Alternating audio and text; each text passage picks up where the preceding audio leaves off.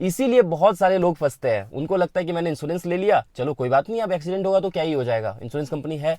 पता चलता है जब वो जाते हैं रिपेयर करवाने अपनी गाड़ी को, तो इंश्योरेंस से 50% क्लेम मिल रहा है, 30% मिल रहा है। इंडिया में क्या है कि थर्ड पार्टी इंश्योरेंस मैंडेटरी है और वो लीगल है। मतलब आपकी कार का अगर सिर्फ थर्ड पार्टी इंश्योरेंस कराया हुआ है तो आप रोड पे आराम से बिना किसी ऑब्जेक्शन के चल सकते हो। आपकी गाड़ी 2-3 साल पुरानी है, आज आपकी गाड़ी का एक्सीडेंट हो गया, आज बम्पर आप चेंज करा रहे हो अपनी गाड़ी का, ठीक है, उसकी वैल्यू आ रही है 5,000 रुपये। कंपनी क्या बोलेगी कि मैं 5,000 की जगह 3,000 देता हूँ और 2,000 तुमको खुद से पॉकेट में लगेंगे, क्योंकि 3 साल पुराना है आपका बम्पर और मैं तो आपको नया लगा के दे रहा हूँ। तो इसीलिए होता है जीरो डेप्रिशिएशन। जी नहीं, इंश्योरेंस कंपनी फ्रॉड नहीं है, यहाँ नॉलेज गैप है। एक बहुत सिंपल सा सवाल, अगर आज आपकी कार का एक्सीडेंट हो जाता है तो क्या आपको पता है कि इंश्योरेंस आपको कितना पैसा मिलेगा? सच बताऊं, इंडिया में 90% लोगों को यह चीज पता नहीं है।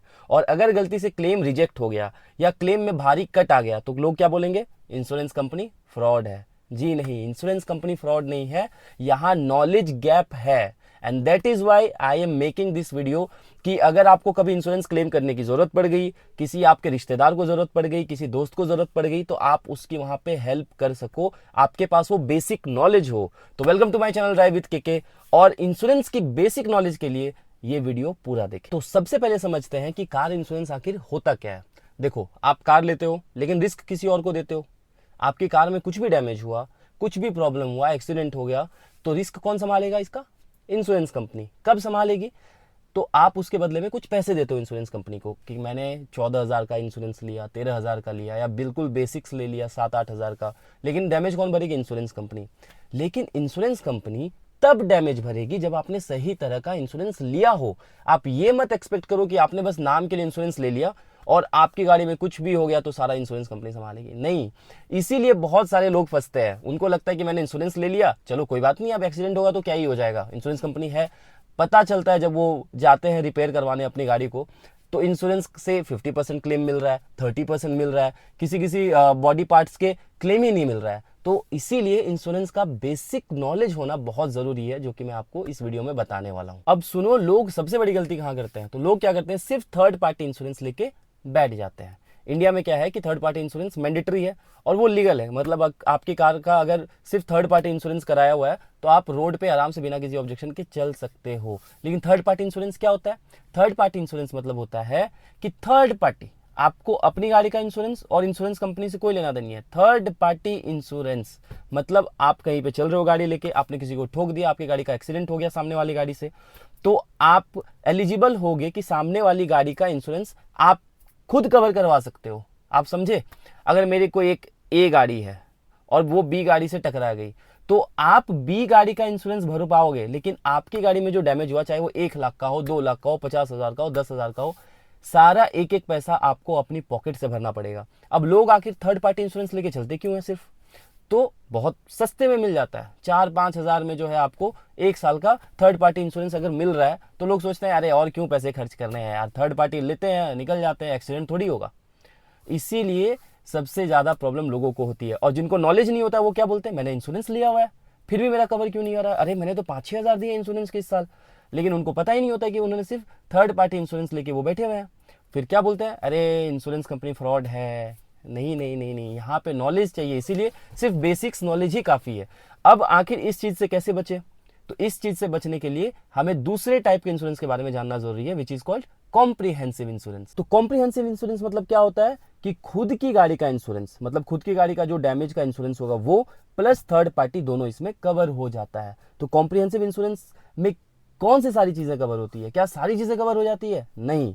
आपको कौन सी चीजें मिलेगी कि अगर आपकी गाड़ी चोरी हो गई तो उसका आईडीवी वैल्यू, मतलब करंट वैल्यू जो आपकी गाड़ी का है, वो आपको दे दिया जाएगा। अगर आपकी गाड़ी में आग लग जाती है, नेचुरल डिजास्टर कुछ हो जाता है, आपकी गाड़ी का जो एक्सटर्नल पार्ट है, बाहर के सारे पार्ट्स हैं, उसमें कुछ डैमेज आ गया है, तो उसमें कुछ हद तक आपको पैसा मिलेगा। उसमें भी सारा पैसा आपको नहीं मिलेगा सिर्फ कॉम्प्रिहेंसिव इंश्योरेंस में, वो डेप्रिशिएशन का पार्ट होता है। डेप्रिशिएशन क्या होता है वो मैं आपको आगे अच्छे से समझाता हूँ।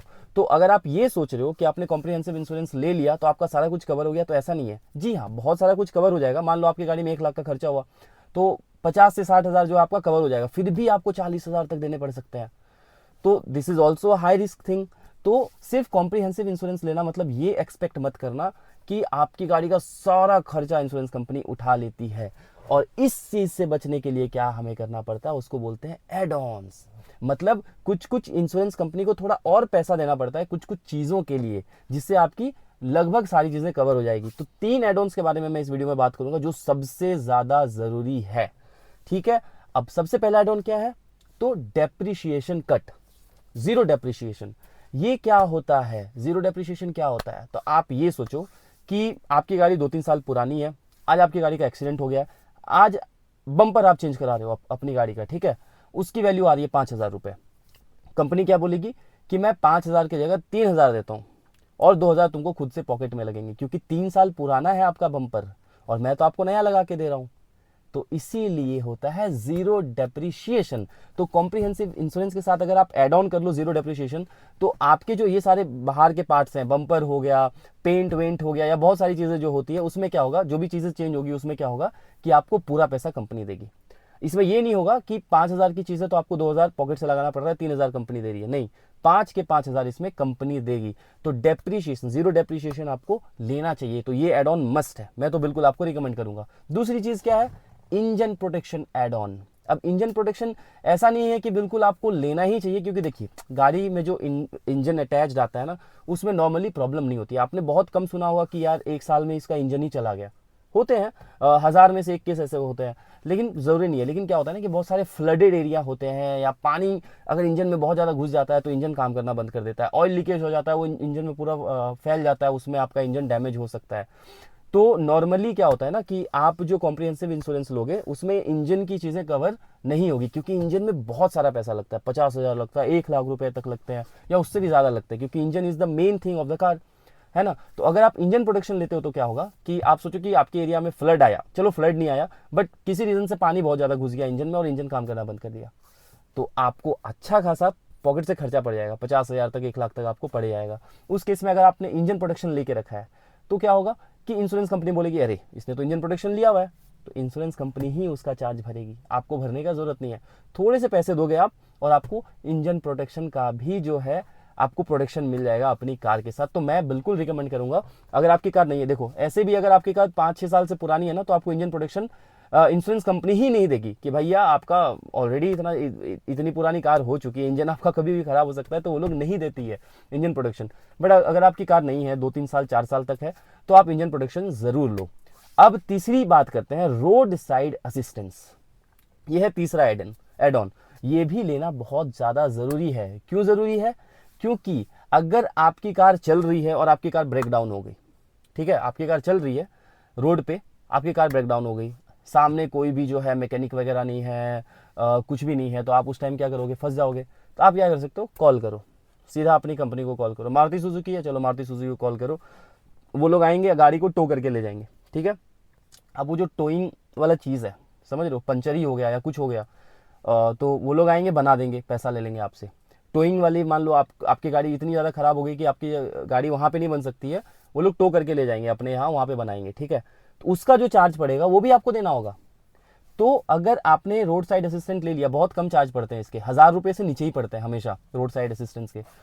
तो ये चीज़ें हो सकती है ना, कितनी बारी होती है कि गाड़ी चलते हो, रोड पे चलते हो, गाड़ी ख़राब हो जाती है, ठीक है। तो पंचर तक लोग कवर करते हैं, मतलब अगर आप मारुति सुजुकी हुंडई कहीं भी या कोई भी जो है कार कंपनीज को कॉल करोगे, वो लोग आएंगे, आपकी गाड़ी को फिक्स करेंगे, अगर वहाँ पे फिक्स हो सकता है, अगर नहीं हो सकता है तो टो करके ले जाएंगे अपने सर्विस सेंटर और वहाँ पे उसको ठीक करेंगे, उसका आपको चार्ज नहीं पड़ेगा। तो रोड साइड असिस्टेंस बहुत ही सस्ता आता है, उसको भी आप एड ऑन करा लो। अभी मैंने आपको बताया 3 एड ऑन के बारे में, इसके अलावा भी बहुत सारी एड ऑन होती है। जैसे आप अपने की का एड ऑन कर सकते हो, आपकी जो गाड़ी की की होती है, रिमोट की होती है, उसका भी प्रोटेक्शन ले सकते हो। ऐसे भी और भी बहुत सारे एड ऑन्स होते हैं। व्हील बैलेंसिंग होता है कि आपको फ्री में करके दे दिया या समथिंग, तो बहुत सारे एड ऑन्स होते हैं। ये 3 एड ऑन्स जो मैंने आपको बताए, ठीक है, एक है zero depreciation, engine production and road side assistance, ये 3 एड ऑन मैं रिकमेंड करूंगा कि आप लो। तो आई होप मैं आपको कुछ समझा सका बेसिक्स इंश्योरेंस के बारे में, जिनको पता नहीं था। तो थोड़ा स्मार्ट बनो और फिर डिसीजन लो, ब्लाइंडली सिर्फ थर्ड पार्टी लेके मत बैठ जाओ, आपके पॉकेट से बहुत बड़ा खर्च हो सकता है। तो अगर आपको वीडियो अच्छी लगी तो आप मुझे जरूर बताओ एंड कमेंट्स में बताओ। अगर आपके दिमाग में कुछ सवाल है तो फिर हम लोग मिलते हैं अपने नेक्स्ट वीडियो में। Till then tata bye bye, take care, जय हिंद।